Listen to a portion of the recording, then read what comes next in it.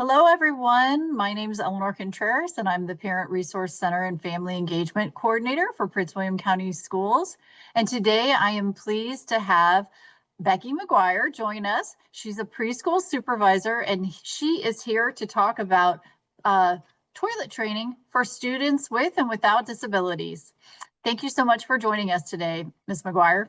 Thank you so much. I will share my screen.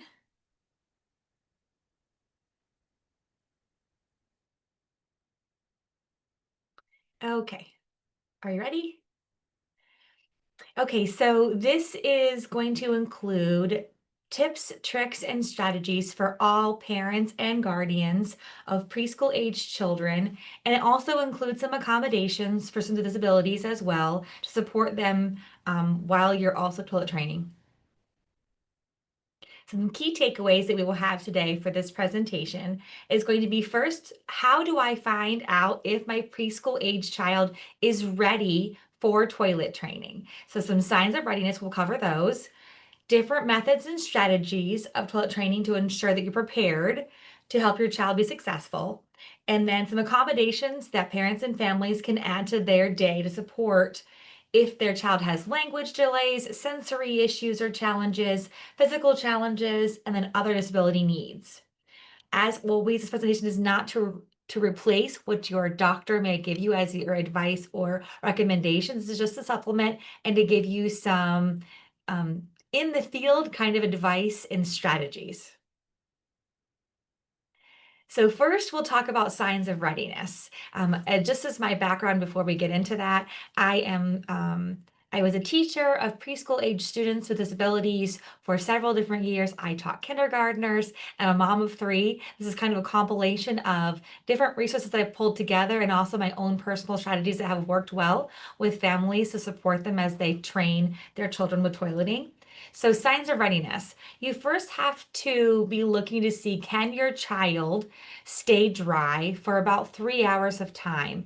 And you sometimes have to use um, guarding or restricting their liquid intake during the day. So if they have a sippy cup, they may need to have to use that only in the kitchen and be taking drinks and things around meal times, breakfast, lunch, and not carrying it around with them all day long. Of course, children need to drink water. You should totally have them drink water, but you may have to restrict definitely at nighttime, or if you're trying to really figure out when they need to go to the bathroom, you need to know when they drink all of their liquids. So having them drink a cup at mealtime and then putting it aside and having them go play, you will know that about 15 minutes after that, you can have them try. So does your child stay dry for 3 hours at a time and maybe even during nap time? They do not have to stay dry overnight. That is just too long of a time for sometimes their little bodies, and that's just not an indicator quite yet until they get a little bit older. So are their bowel movements predictable, regular? You kind of know it's at the right time of day. That will really help you. Sometimes children will use facial expressions or posture or words to reveal that they have to use the bathroom, and you'll be able to tell that, especially if children will hide. That is an indication that they know that, this is something that I probably shouldn't be doing in the group of people, and that's definitely a sign of readiness. Can your child walk to and from the bathroom? And if they have a physical challenge that prevents them from walking, then can they get to the bathroom, whether it's with a chair or a walker or an aided some device to get them to the bathroom to and from? Can your child does your child ask to be changed using gestures or words when they are wet or soiled? That's definitely an indication that they do not like to feel that way. And it's a great indicator of readiness to be toileted trained. And then do they have interest in the bathroom or toilet? Are they going in there when siblings are in there or when you or your parents are going to the bathroom? Are they in that space? Are they trying to flush the toilet or potty? Those are all indicators that they're ready to go. So we're going to cover these different ways. The first one is using rewards, using a personal potty or toilet, using a small seat that inserts into the toilet. There's a method called no bottoms, how to use pull-ups appropriately and properly, um, when to use diapers, and then one of our very key elements we're going to discuss is that we do not use punishments or consequences for accidents. This is a new skill that your child is learning. Just if they were learning to ride a bike or they were learning to put on their shirts or their socks, accidents will definitely happen. And it's so important for you to be positive and supportive during this process as you are teaching them a skill that they do not know on their own. It is not intrinsic for children to just learn to go to use the bathroom and when and what that feels like. So it's very important for you as parents or guardians to make sure that you are realizing that you are your child's teacher in this moment. So the first thing is use of rewards. So first of all, many children can respond to the use of rewards, but it has to be very specific to your child, number one. And then also, this reward should be very specific for toilet training. So, if your child loves M&Ms and you want to use those as a reward, um, the child should not be able to eat M&Ms on the couch while they're watching television at a different time of the day. So whatever reward it is, it has to be used solely for toilet training, and they shouldn't be able to access that thing at other times of the day. It should be special. And it doesn't have to be food. So I've definitely had children use simple toys. I've gone to marketplace on Facebook or a yard sale site and gotten a whole box of something that they love. So maybe it's Matchbox cars or monster trucks or dinosaurs or little people or anything that they might love to have a new one every time. And it's very helpful if you don't have to purchase all of that brand new. Um, and your child should be excited to have this reward in their space. So it's really important that they know that this is their toilet training reward. You can use stickers, you can use anything that we call it like their hook. So I had one student one time that he loved cupcakes. And I thought, well, I can use this, but I can't give this child a cupcake every time he goes pee. He'll be eating about, 10 cupcakes a day.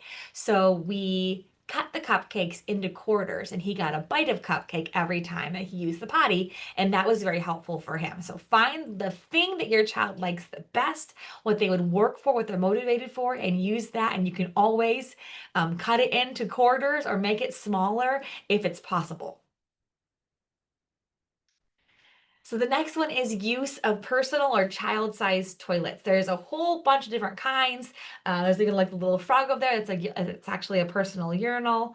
And the advantages is that they're able to take that personal little child-sized toilet and put it wherever you are. So if the bathroom is far away from where the family is actually being or playing or watching television or eating, we can have the personal toilet in one of those spaces. We can also have a couple of them if you want to, one in the living room, one in the playroom, so that the child can immediately and very quickly get to that toilet or potty if they have to go without having to travel to the actual bathroom. Now, this is really only great for the actual toilet training process. Once they become proficient in using the toilet, they should not be using this potty seat all of the time unless you're traveling or there's some other reason why we need to kind of carry it along.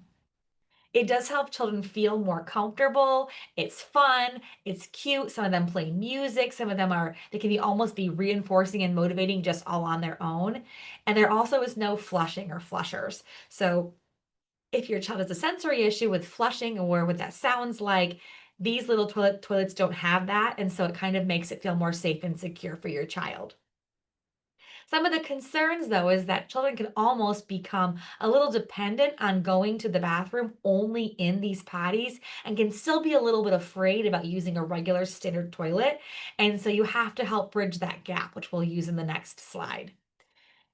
They cannot be really utilized far from home. You're not going to always have one of these toilets in your car or at Target or wherever you are. So it's kind of can be a little bit cumbersome if the child can only use it at home.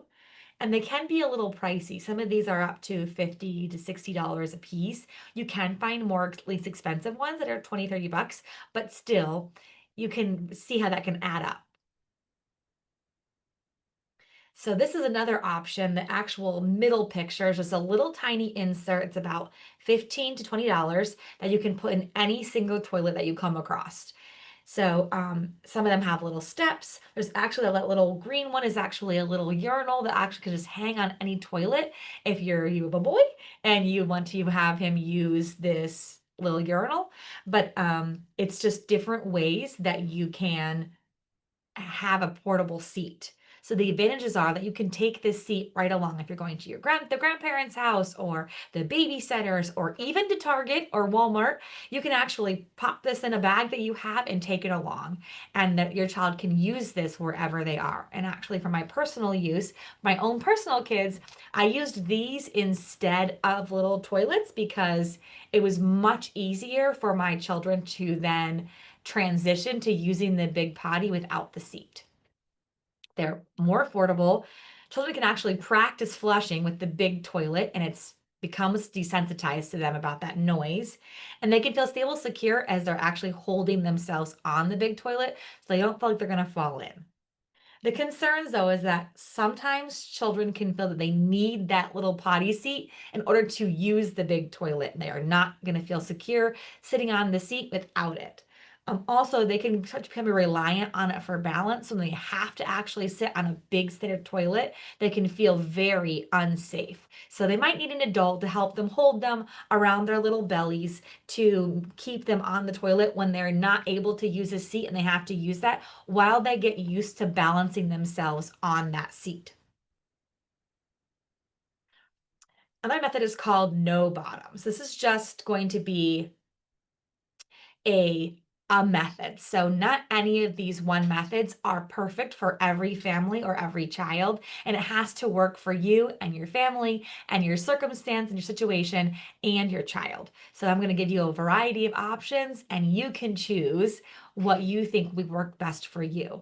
And these methods, I said, 3 different children, and I've used 3 different methods to toilet train them. So it's going to have to be really personal to you and your family and your child. So no bottoms. What is it? So you have to kind of prepare ahead of time. You have to make sure that you're going to be home. So during a long weekend or a time where you know that you'll be able to be home and you're not going to have a lot of visitors, your child just does not wear any bottoms at home. So they might just wear a t-shirt and they're just free on the bottom, and so that they can easily get to the toilet and get up on it without any restrictions of pulling down any pants, shorts, tights, skirts, anything like that.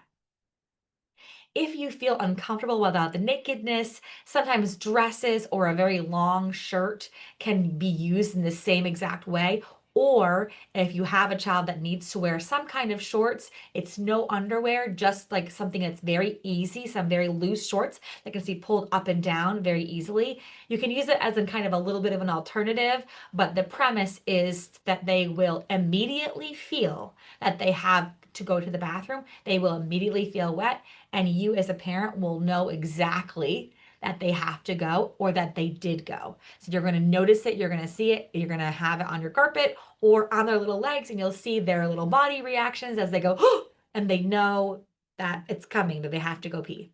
So the advantages are that parents will know every time. There's no barrier to navigate, whether they have to pull down their shorts or no struggle. It's immediate, get on the toilet and go.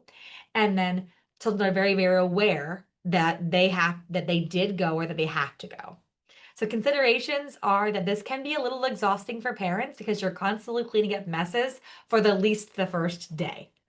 Um, it doesn't really work outside the home. You can't take your child bottomless to a public place and have that be appropriate. So it's important for you to be able to stay home during that time. And parents do have to plan for that. And as we know as families, things come up and we don't always are not able to stay home. So it's important for you to know that like one parent or a family member needs to be able to be home, or you're gonna have to make an accommodation if you go out. Use of pull-ups. Many families feel that they need to use pull-ups and it's going to help their child get used to going and using underwear as they're going out of the house. They're diaper-like underwear. They're usually seen as expensive, and families use them to transition the child into underwear. The concerns are is that this can completely delay the transition to actual regular underwear for children. The child can actually can even delay full toilet training completely, and a child can choose to not go to the bathroom, to a toilet, because they don't whether they're playing or whether they're busy, because they know that they will not get wet or soiled. So children quickly learn what the feeling of having a diaper on feels like, and a pull-up feels like a diaper. So although it will help your child go in and out, if they have an accident, it'll be contained. I have seen this use of pull-ups delay children's toilet training completion for weeks and weeks. So there are specific scenarios where pull-ups are very appropriate. So if you are toilet training and you do have to go out of your house and you feel that in the car your child may fall asleep, and you need to make sure that if they fall asleep, they have something on their bottom so they don't have an accident in the car seat, pull-ups are a very great way. Um, Also, bus rides, if your child is in preschool in PWCS and they ride the bus, you may need to have them wear pull ups on the bus and then have the teacher take that pull up off when they get to school, put on their underwear so they are ready to go and be back in toilet training mode when they are at school. Those are kind of two reasons why I feel like it's totally appropriate. If a child rides home on the bus with pull-ups on, then a parent or guardian is going to have to then immediately take the pull-up off, put the child on the toilet to see if they have to go and try, and then put underwear back on. So you're continuing that training right away. So the pull-ups are just for that traveling time. So here are some accommodations or ideas that parents can use if their child has a disability in any way, or just a sensory issue, or a little bit of a language delay that's not been identified, but they still need a little bit of support. So visual cues, I have a picture coming up in another slide of a little toilet where if a child has to tell you they have to go to the bathroom, but they don't have the words to say, I have to go potty, I have to go pee, toilet, they can show you the picture, or they can push it, touch it, or show you in some way that they have to go to the bathroom right then. And children do become very self-sufficient and just go to the bathroom. So just having them have access, if they're gated into a room in your home and they're not able to access the toilet, you're going to have to also give them some kind of cue to be able to have them get there. Sign language, if you make a T, this is a T in sign language, and shake it, this is toilet. It's a very simple sign that we teach children to use if they aren't if they're not able to use words. Now, a child that has words is going to say toilet, potty, I have to go potty, point to their diaper. Any of those gestures are going to be perfectly fine. Another combination is a timer. So as parents and guardians, we can be very distracted with everything that's going on in our home. We have our phones, we have people calling us, we have dinner to make, we have other children to be worrying about, checking busing apps, tracking where people are. And so we can be very distracted. So a timer is very helpful. And it can be just this very simple little egg timer that you get in the kitchen area aisle in any of our local stores that will help you alert you and remind you to ask your child to go to the bathroom, and also is going to alert your child that it's time to go potty. So it can be set for 45 minutes. So every 5 minutes, you're going to be setting that timer, and your child hears it, they're going to know it's time for me to go try. They also have what's called a potty watch, which is a little watch that they wear on their wrist, and it actually has a little built-in timer.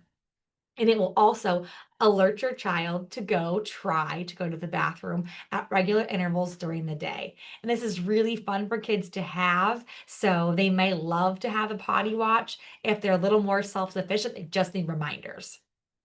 And then a visual schedule. I have some pictures of those on the next slide as well to show you what some ideas are. If you need to post that in the bathroom that shows your child the kind of order of events. I pull my pants down, I sit on the potty, I go to the bathroom, I flush the potty, I wash my hands. So there can be step-by-step directions you can post in your bathroom. And actually, you can do visual schedules for many things, brushing their teeth, bedroom routine, but this is just one way to use it for toileting. Physical supports, if your child has a physical challenge or they're just really little, they may need a step or some kind of stool to get up on the big toilet to be able to use that independently. And I have seen the tiniest of children, even up to like 18 months old, that can use a stool or a step to get up on the toilet to use the potty independently. So do not sell your little child short because they can use an accommodation very easily. And that's for any child. It does not need to have a disability to use a step or a stool, of course.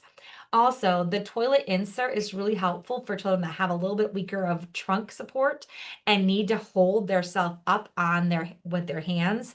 And you can teach them to hold them on the actual seat of the toilet, but also the little potty seat with little handles is sometimes very helpful.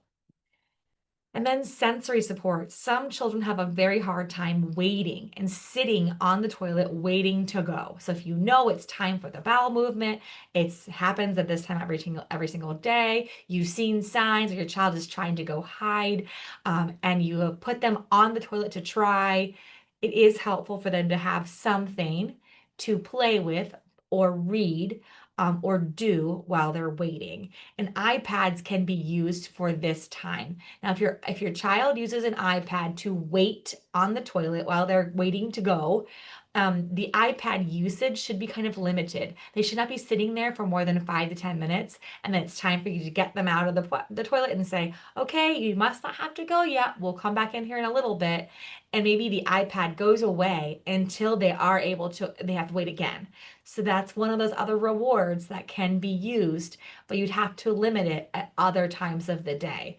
If they're able to use their iPad all day, every day, or for large chunks of time in your evening, it's not going to be a helpful reinforcer for them to have to go sit on the toilet and use the iPad. So it can almost be a little bit of a reinforcement or a reward that you can use to have your child get excited to sit on the toilet and wait.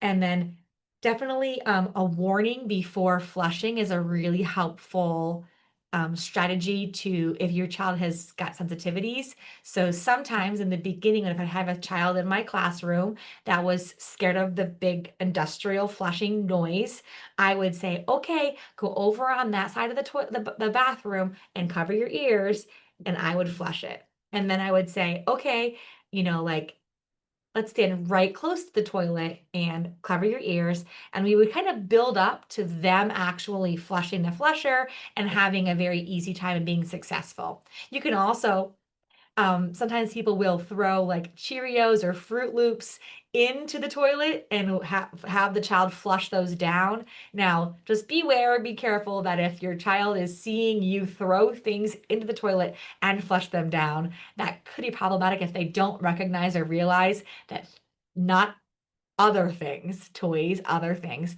should be put in the toilet and flushed down. So that is just going to be at your own risk. However, you want to help build this tolerance up for your child to be ready and willing to flush their own toilet. And then when you're in public, being very aware of automatic flushers is definitely something that you should just be aware of. So for one of my children, I had to kind of hold her on the toilet, and then we were at Walmart or Target or somewhere public, and I would say, okay, and I would lift her up so the flusher would go off and she would feel safe, and then we would sit back down, wipe, and get her off the toilet then. But she was very ready. We would know it was coming or happening, but that can be a little bit off-putting or scary for children that are not ready for it. So having them know that it's coming is very helpful. Here are some of those ideas of the visuals. Now, I just pulled these straight off of Google. I Googled visual schedules for toilet training, and these came up. So you'll see there's three different ideas of just the toilet training schedule. One has a little place where you can check off things. You can have them be as simple as 4 pictures or as long as 8, 9, 10 pictures. There is the picture of the little toilet picture that you could put around your house. You could print several of them so that they have an easy access to get you this picture if they have to go to the bathroom or even touch it. So here is probably my most important slide. As parents and guardians that are going to prepare to toilet train our child, we have to get a few things ready. It's like planning for a vacation or planning for a family outing. You have to prepare certain things. So, as a parent, we would get our bag ready, we would pack our clothes. It's kind of the same thing. So, first of all, we're going to make our plan. What method are we going to use? Are we going to use no bottoms? Are we going to use rewards? What are we going to use? Prepare to stay at home for about 2 to 3 days and limit distractions. So don't have a lot of errands to run or things that you have to do outside your home, or working from home and having to be on Zoom meetings all day is not the best time for you to have to toilet train your child. So keep that in mind, be distraction free as much as possible and be able to focus on this task. This is something that an adult has to teach a child, and there's not an app or any part of technology that can really be used to replace this adult child interaction and this true direct teaching that we have to show them how to do this. And if you dedicate these 2 to 3 days to teaching them how to toilet train, you will find so much success as opposed to if you're distracted and it's just not a good time for you. Have your child pick out a couple packs of brand new underwear. And you don't have to use these during the training process, but you can use them as the reward for when they are trained. Have extra pants, wipes, cleaning supplies, and underwear clean. You may choose to use plastic pants. They have what's called rubber or plastic pants. You can buy them at Walmart, Target, and I keep talking about those stores, but you can purchase them there and they will go over top of your child's actual underwear. So they wear cloth underwear with these pants over top. And what it does is it holds any kind of urine or stool in there so it does not get on your couch or on your floor if that's very bothersome to you. And but they still will have to be changed. So an adult will still have to take those off, change the child, put clean underwear on if there is an accident. Just keep that in mind. The other thing is that you need to take a break if necessary. So um, when I'm getting ready for this and preparing it, I'm talking to my child constantly. Next weekend, we're going to be potty training. We're going to wear your new underwear. You're going to go pee in the potty. I'm so excited for you. We have these Skittles that we're going to use for you. When you go pee in the potty, you're going to be able to get a Skittle. It's going to be super fun. You make this a very positive experience so the child's actually looking forward to this lesson that they're going to be learning. It's just like we're going to the park. It's the same kind of attitude that you're going to have as a parent when you're getting your child geared up for this. You can also be gearing yourself up a little bit as well. But then you're going to commit to this for the 3 days. If you do not see any success, your child does not have any progress over the 3 days, they continue to have accidents, they do not stay dry, they do not know that they have to go to the bathroom, they do not indicate any time that they actually did have an accident, you're just finding them constantly playing and they're wet, you may need to take a break. So what I will say is after those 3 days, if you see no progress, I would say take 2 weeks off. So we need as adults like 2 weeks to mentally kind of recharge and get ready for this whole process again. But you can take longer. So one of my children personally, I tried to potty train her after at spring break. And at spring break, I saw no success. So that was like April time frame. She was turning 2 in May, so she was a little bit young. But I thought, I'm trying it, I'm doing it. And we tried and we tried, and there was absolutely no recognition on her little face. I thought she was ready. I might have been pushing her too hard, but regardless, she was not ready. So I actually waited all the way till Thanksgiving break and tried again in that November timeframe. So that was almost 5 or 6 months later that I waited, because I just felt like she really had no recognition about if she, and I probably was pushing her too early at that time. So in November, she was about 2.5. And at that time, when I did the no bottles method for her, she was potty trained within those 3 days, and we were done. And it was amazing. If I would have continued to push and push and push, I would have almost probably mentally drained myself so much that I would have thought this is impossible. So give yourself grace and a break as an adult. If you do see a little bit of success, but you just don't feel like it's enough, you can still take a 2-week break and come right back after you've washed all the clothes, gotten prepared again. You have now time again to stay home for those 2 to 3 days, and you can regroup. If you go through 2 cycles for like a month and you still see no improvement, I would consider waiting and looking at those readiness steps to see if your child is actually ready, or do you need to take a 5, 6 month break and try again, just like I did with my own child. So it's really up to you to see how much progress you have seen. If you do see progress and your child is in a daycare setting or in a preschool, I would encourage you to talk to that provider. Let them know ahead of time that you are doing this toilet training little boot camp weekend, and that you want them to help you take over. And almost all the time, they will continue that success because they do want to help families and children toilet train kids and make sure they're ready for preschool and kindergarten. So let them know and be part of that process with you. So here is our email from the Parent Resource Center if you have questions or concerns. Thank you for watching this video today. And if you have any questions, just reach out. Thanks so much. Thank you, Ms. McGuire, for an excellent presentation. We really appreciate you sharing your expertise with us. Thank you.